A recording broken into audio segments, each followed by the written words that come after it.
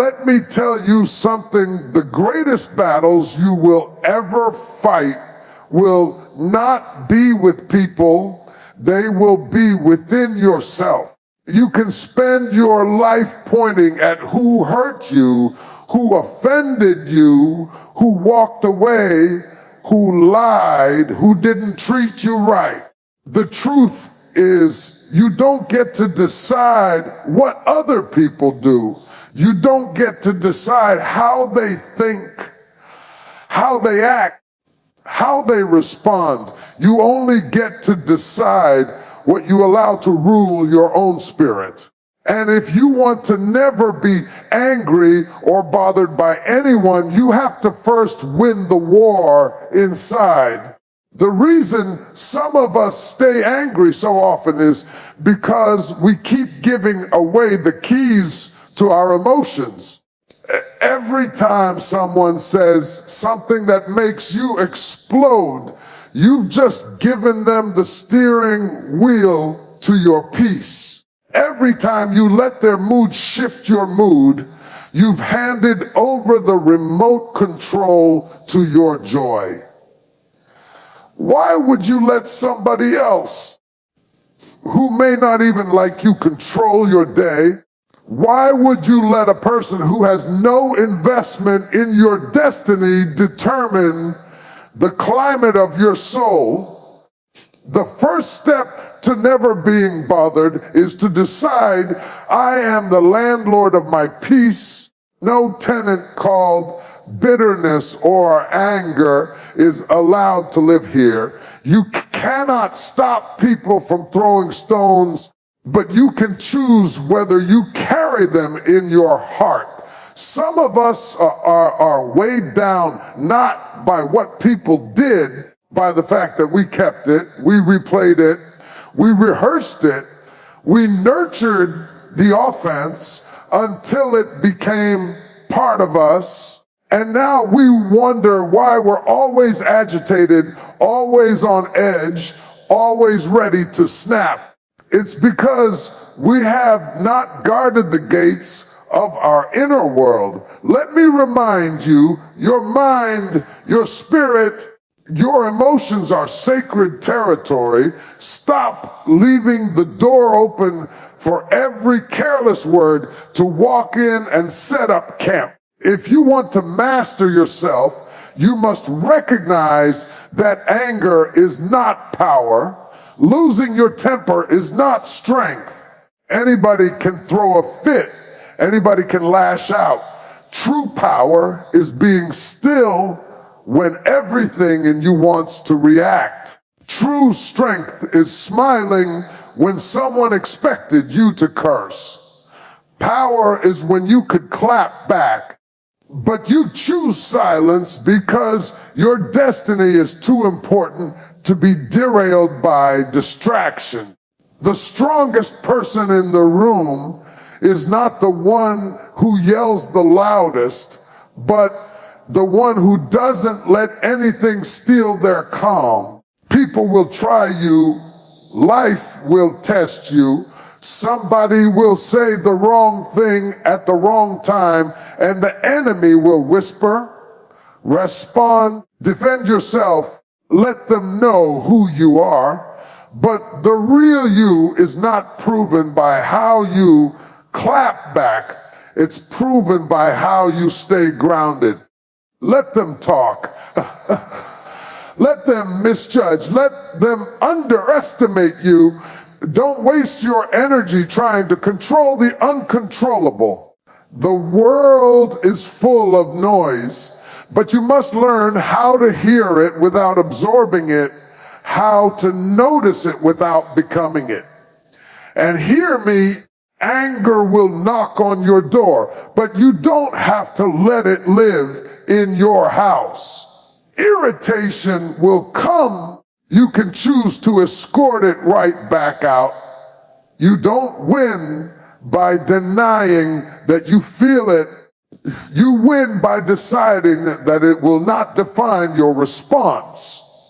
The peace you protect today will become the wisdom you walk in tomorrow. The control you maintain today will build the character that carries you for a lifetime. So the next time somebody tries to pull you into their storm, remember, you don't have to go. You don't have to take the bait. You don't have to jump every time somebody rattles the chain. You are in charge of your atmosphere. You decide whether your day will be sunny or stormy. And the moment you understand that nobody can control your emotions unless you hand them the power, you will stop being tossed back and forth by every opinion, every criticism, every insult. Master your inner world, because the only real prison is the one you build inside yourself. As peace is not given, it is chosen. But also ask, every offense that comes your way is not sent to destroy you, it is sent to reveal you. You cannot live in this world without running into people who will misunderstand you, mistreat you, or mishandle you. That's part of the journey.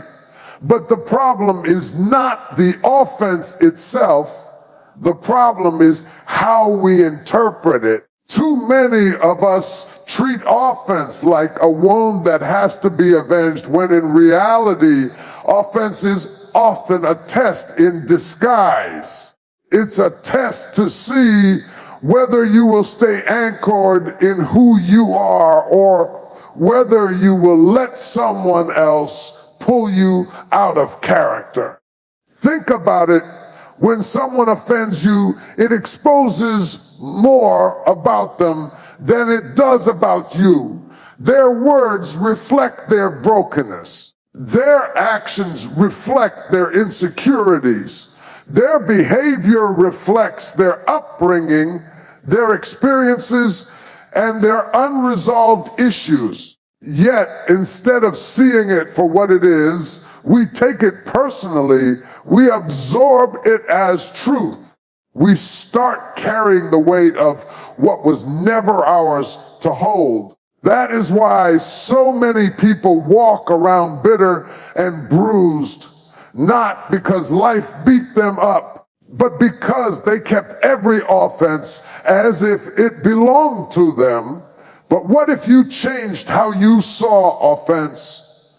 What if instead of treating it as an insult to your worth, you treated it as an opportunity to sharpen your wisdom? Every time someone offends you, you have the chance to graduate to another level of self-control. You have the chance to learn patience, to exercise compassion, to practice restraint. You have the chance to prove that your peace is stronger than their poison.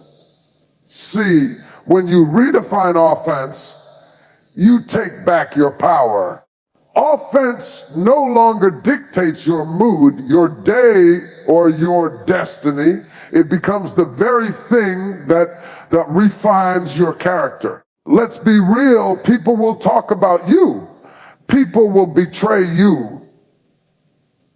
People will overlook you, but you can't let every little thing penetrate your spirit.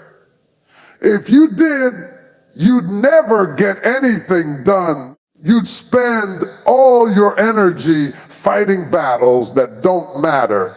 You'd be exhausted from swinging at shadows.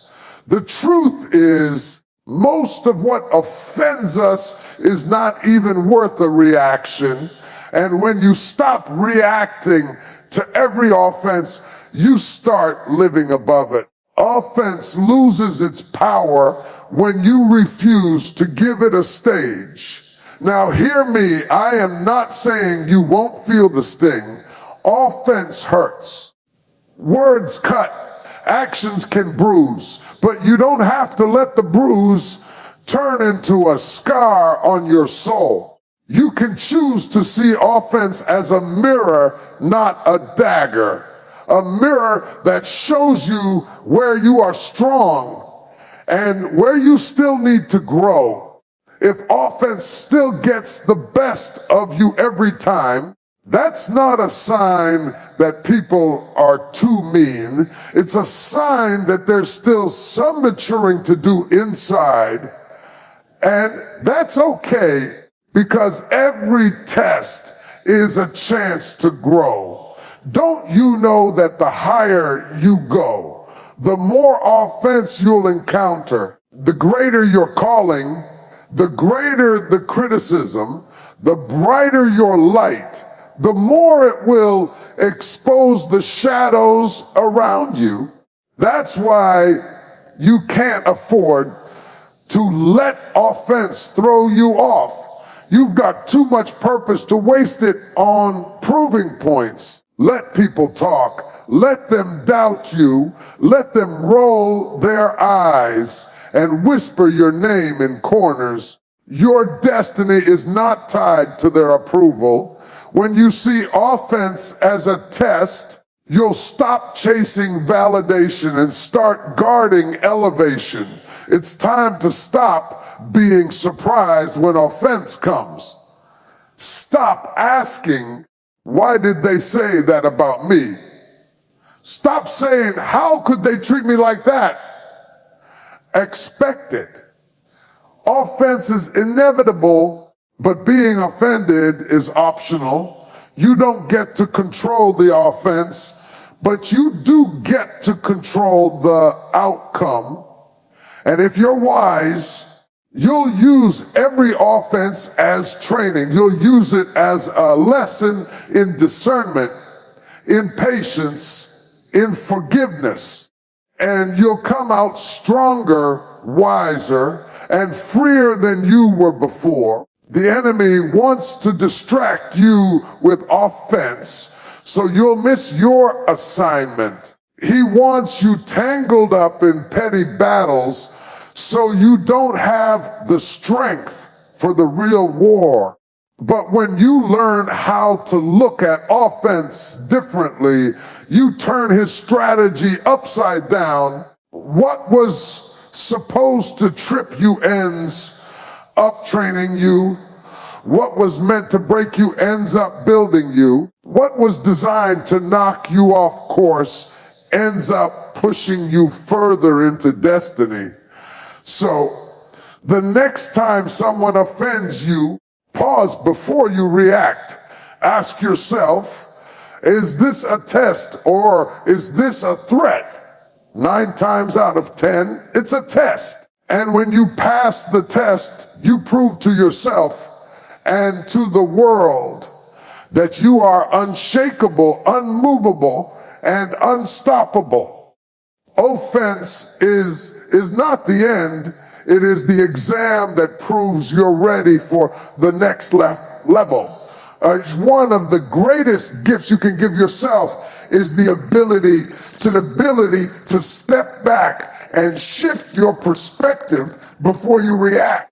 Because most of the time, what bothers us so deeply in the moment isn't nearly as significant as it feels. We get caught up in the heat of emotion, in the sting of words, in the frustration of what someone did, and we magnify it until it consumes us. But if you were to pause, breathe, ask yourself one simple question. Will this matter tomorrow? Will this matter in eternity? You would save yourself from a lifetime of unnecessary turmoil. Perspective has the power to shrink problems down to their true size. And I want you to hear this. Most of what irritates us is nothing but noise. It's people's moods, their opinions, their attitudes, their passing frustrations that spill over onto us. But if you don't learn how to filter the noise, you'll spend your whole life reacting to echoes. Perspective is the filter that allows you to separate what deserves your energy from what doesn't. Without it, you'll be tossed around by every little thing. With it, you'll walk in peace that no one can disturb. The reason perspective is so powerful is because it reframes the moment. Someone cuts you off in traffic, you can blow your horn, curse, and carry that anger the whole day, or you can stop and realize you'll never see that person again and let it go. Someone at work criticizes you unfairly. You can let their words pierce your soul. You can recognize that their issue says more about their insecurity than about your ability. The situation doesn't change, but the way you see it does. And when the way you see it changes, the way you feel about it changes too. How many arguments have you had that were never worth your breath? How many sleepless nights have you spent over something that didn't even matter a week later? That's what happens when you live without perspective. You give temporary things permanent power. You give small matters the ability to drain your big purpose. And then you wonder why you're always tired, always short-tempered, always stressed. It's because you've been pouring your strength into things that were never worthy of your response. Perspective teaches you to zoom out. It reminds you that one harsh word doesn't define your worth. One disagreement doesn't destroy a relationship. One bad day doesn't cancel your destiny. You start to see the bigger picture, and suddenly the offense loses its sting. Suddenly the insult loses its grip. Suddenly the situation looks smaller because you've chosen to look higher. That's the secret to peace. You don't get it by controlling the world. You get it by controlling your view of the world. And let me say, this perspective is not about denying reality. It's not pretending things don't hurt. It's not ignoring what happened. It's about deciding how much weight you will give it in your spirit. Pain is real. Betrayal is real. Disappointment is real. But just because it's real doesn't mean it deserves to be the center of your life. You can acknowledge the pain without allowing it to define your future. That's what perspective does. It keeps you from magnifying the wrong thing. When you live with perspective, you stop reacting out of impulse and start responding out of wisdom. You don't let people drag you into petty battles because you know your purpose is too great to waste on arguments that don't elevate you. You don't let circumstances dictate your mood because you've already decided that your joy is not up for negotiation. You don't let every offense take root because you understand that holding on to small things only keeps you from grasping big blessings. Perspective is what allows you to look at your enemies and not hate them, but thank them because they pushed you into another level of resilience. It allows you to look at setbacks and not despair. Recognize them as setups for growth. It allows you to look at difficult people and realize they are your teachers in patience. When you carry perspective, nothing is wasted, not even the moments that once irritated you. And if you truly want to never get angry or bothered by anyone, you must train yourself to pause before you respond. Pause and ask, how much will this matter in the grand scheme of my life? Will this matter in a year? Will this matter in eternity? Most of the time, the answer will humble you, because you'll realize you're about to hand over your peace to something that doesn't even deserve your attention. That pause, that shift in perspective, is what will keep you from being controlled by temporary emotions.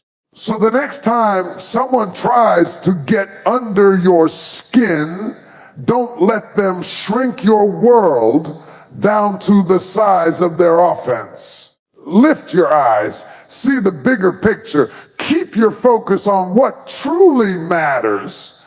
And when you do, you'll find that irritation fades, offense loses its grip, and peace becomes your natural posture. When you change your perspective, you change your peace.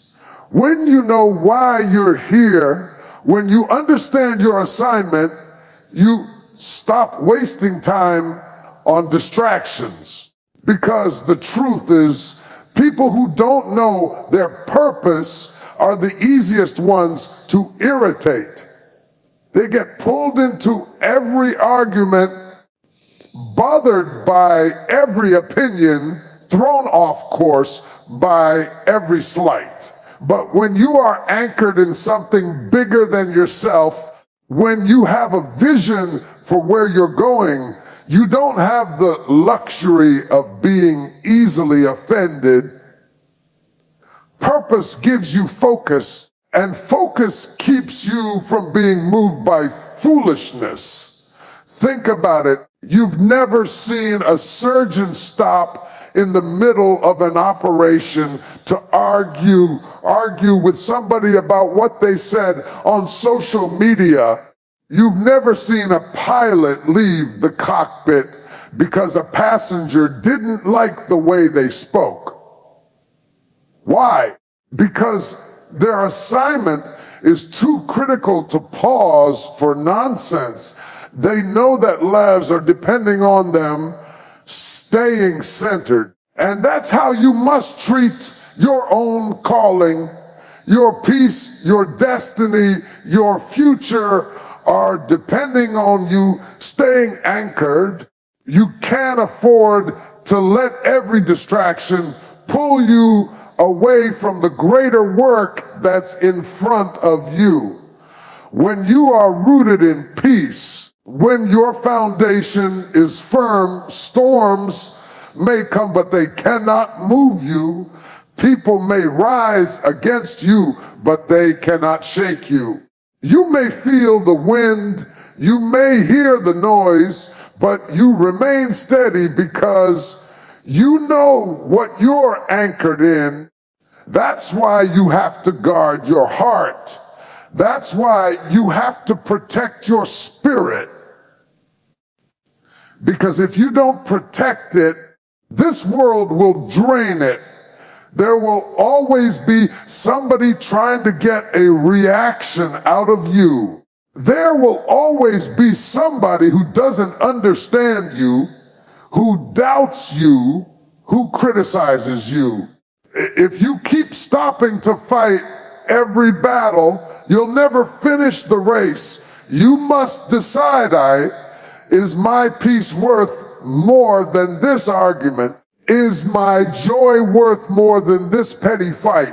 Is my purpose worth more than this temporary irritation? If the answer is yes, then you have to learn how to let things slide off of you like water on a stone. Not because you're weak, because you're strong enough to know what truly deserves your energy. It takes more strength to walk away from nonsense than it does to engage in it. It takes more strength to keep building while others are talking than it does to stop and defend yourself. Your assignment is too valuable to keep giving discounts to people who don't even know your worth. Stop explaining yourself to everyone. Stop trying to prove yourself to people who have already made up their minds. Stop letting people who aren't even in the arena of your life distract you from the fight you were born to win. Anchor yourself in your purpose and let that purpose become the filter for every decision, every response, every reaction. If it doesn't align with your assignment, it's not worth your time. But hear me clearly, being anchored doesn't mean life will be quiet. Being anchored means that even when the winds blow, you refuse to drift. It means that even when people come against you, you stay centered. It means that even when offense knocks at your door, you don't let it move into your house. You are rooted, grounded, steadfast. You're not bouncing back and forth like a ball in someone else's game. You've planted your feet in peace, and that peace becomes your shield. Some of you are tired, not because life is too heavy, because you've been carrying things that have nothing to do with your calling. You've been spending energy on people who were never assigned to your journey. You've been fighting wars that had nothing to do with your destiny. That's why you're weary. That's why you're drained. The moment you get anchored, the moment you get serious about protecting your peace and staying in your lane, you'll find new strength. You'll find a calm that doesn't make sense to other people. You'll find the ability to keep moving forward while others are stuck in circles of drama.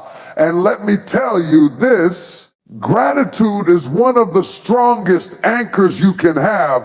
When you wake up grateful, when you go through your day with thanksgiving, it's hard for offense to take root in your heart. Gratitude shifts your focus from what they did to you to what God has done for you. It keeps you so full that you don't have room for bitterness. A grateful heart doesn't have time to get tangled up in foolishness because it's too busy recognizing blessings. So anchor yourself in purpose, anchor yourself in peace, anchor yourself in gratitude. When you do, no matter what anyone says, no matter how anyone acts, no matter what storm tries to rise against you, you will not be moved. When you are anchored in peace, no one has the power to shake you.